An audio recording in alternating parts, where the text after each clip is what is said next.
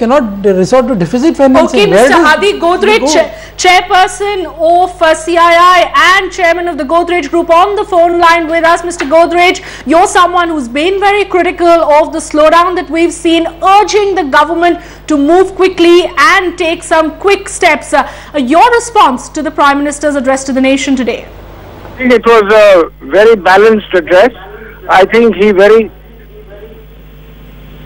clearly explained to the viewers that these steps were very necessary to ensure that the economy does well.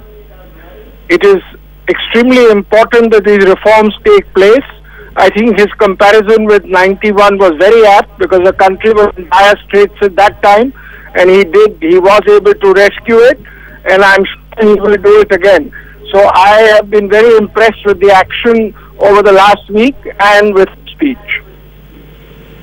So what about your reaction to the political situation and how that has really evolved? The fact that the Trinamool has decided to withdraw support, the fact that many are saying that this may be a government in minority, and many are even saying that this has actually weakened the government. Would you agree with that?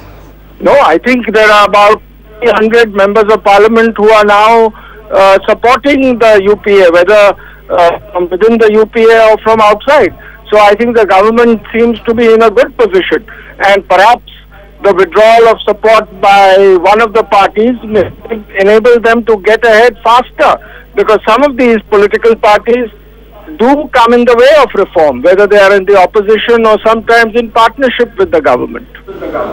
So in that sense, what you're saying, even the response that we saw on the Lal Street today, another major rally, and what you're saying is that actually corporate India and investors may be celebrating the fact that Mamata Banerjee, who so far has been blocking critical reforms, has actually withdrawn support, and that actually may even strengthen the government here on. Yes, I think if you look at the UPA 1, when the CPM, the left withdrew their support, the government was able to bring in a lot of reforms, and the economy did very well. And I think this might be applauded from outside the country too. And I think aside from the stock market going up, what was very impressive is the appreciation of the rupee today, because to my mind that's a very big economic factor, and a stronger rupee will lead to lower inflation, which is what we need these days.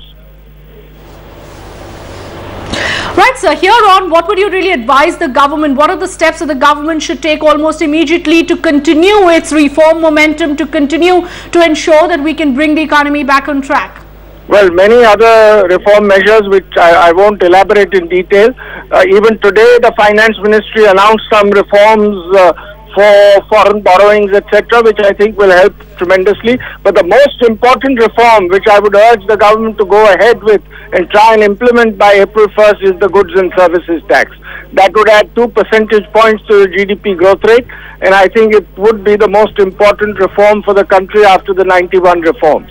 So if they are able to do that, then we'll be back on an 8.5% growth track.